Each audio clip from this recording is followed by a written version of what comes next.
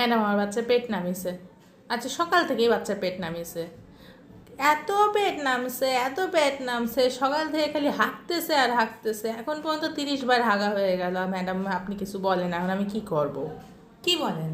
আচ্ছা সকাল থেকেই পেট নামছে মানে বাচ্চার আপনার ডায়রিয়া হয়েছে, তো স্যালাইন খাইয়েছেন বাচ্চাকে? ম্যাডাম ফিলমেট খাওয়াইছি, জক্স খাওয়াইছি, সিপ্রো খাওয়াইছি, মেট্রো খাওয়াইছি, ম্যাডাম যা ওষুধ বলছে সব খাওয়াইছি।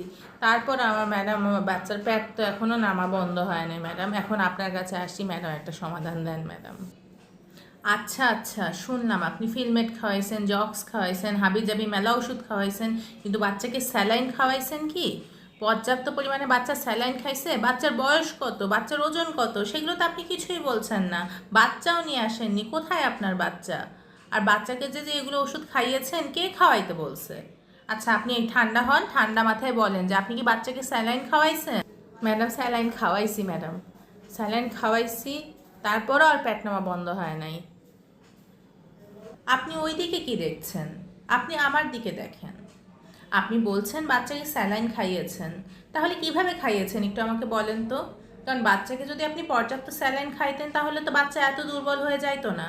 আপনার বাচ্চা কই? আপনার বাচ্চাকে নিয়ে আসেন, একটু দেখি আপনার বাচ্চার কী অবস্থা।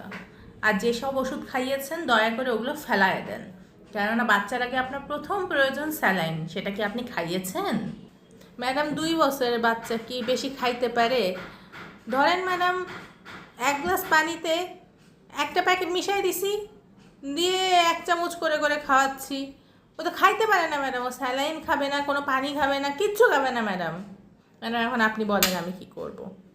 এখন এই স্যালাইন যদি খাওয়ানো, তাহলে আপনারই খাওয়ান, নাহলে গায়ে স্যালাইন দেওয়া লাগলে গায়ে স্যালাইন দেন ম্যাডাম, কিন্তু ম্যাডাম আমার বাচ্চাটাকে এখন বাঁচান। এই তো একটা অকাম করে ফেলেছেন, আপনার বাচ্চা ভালো হবে কিভাবে? উনি যে একটা অকাম করেছেন সেটা তো আপনারা বুঝতে পারছেন তাই না? এখন উনি কী অকাম করেছেন সে অকামটা জানতে হলে পার্ট 2-তে ফলো করে নেওয়াকে। এই ভিডিওতে আমি আশা করছি 100 লাইক, আর এই 100 লাইক পেলে আমি পার্ট 2 পোস্ট করব।